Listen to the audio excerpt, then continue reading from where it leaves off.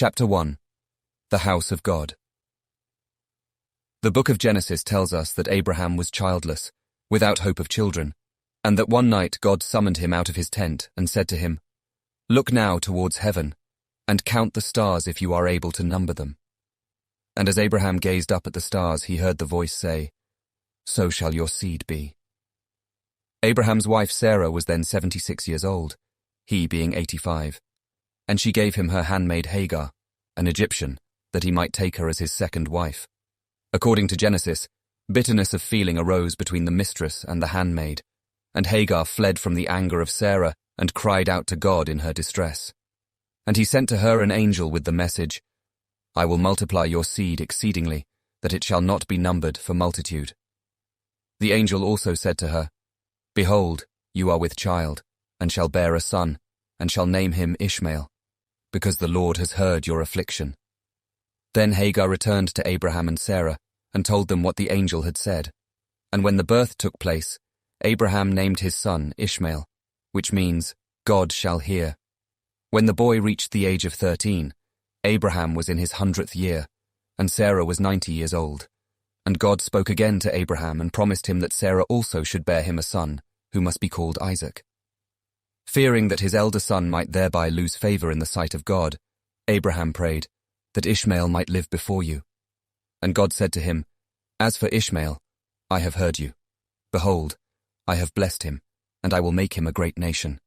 My covenant will I establish with Isaac, which Sarah shall bear unto you at this set time in the next year." Sarah gave birth to Isaac, and it was she herself who suckled him.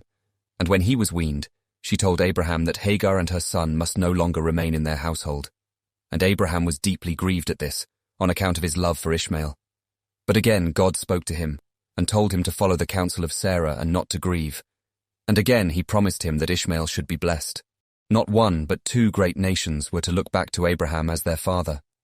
Two great nations, that is, two guided powers, two instruments to work the will of heaven.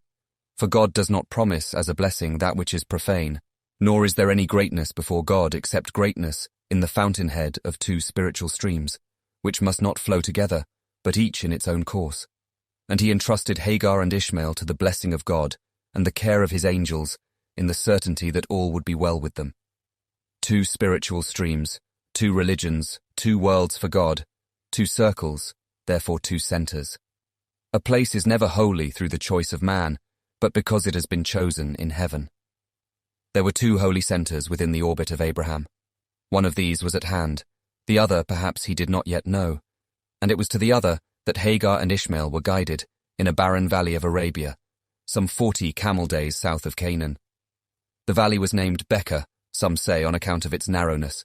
Hills surround it on all sides, except for 3 passes, one to the north, one to the south, and one opening towards the Red Sea, which is 50 miles to the perhaps some travellers took care of them.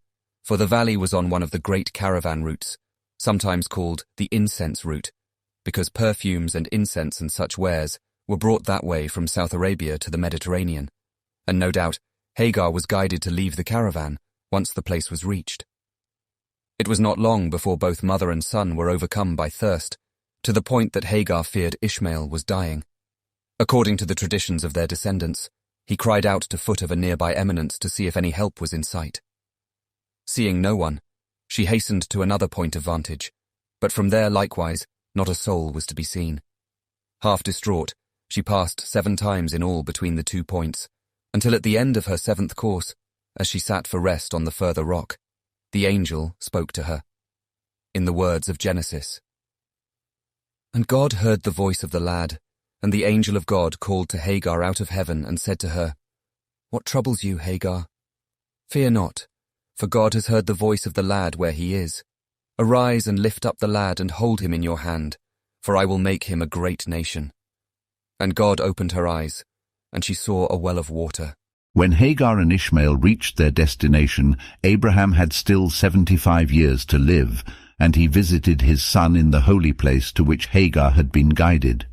The Quran tells us that God showed him the exact site near to the well of Zamzam, upon which he and Ishmael must build a sanctuary, and they were told how it must be built.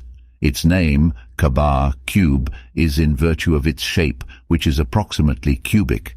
Its 4 corners are towards the 4 points of the compass. But the most holy object in that holy place is a celestial stone which, it is said, was brought by an angel to Abraham from the nearby hill Abu Qubays, where it had been preserved ever since it had reached the earth. It descended from paradise whiter than milk, but the sins of the sons of Adam made it black. This black stone they built into the eastern corner of the Kaaba, and when the sanctuary was completed, God spoke again to Abraham and bade him institute the rite of the pilgrimage to Becca, or Mecca, as it later came to be called. Purify my house for those who go the rounds of it, and who stand beside it, and bow and make prostration, and proclaim unto men the pilgrimage, that they may come unto you on foot, and on every lean camel out of every deep ravine.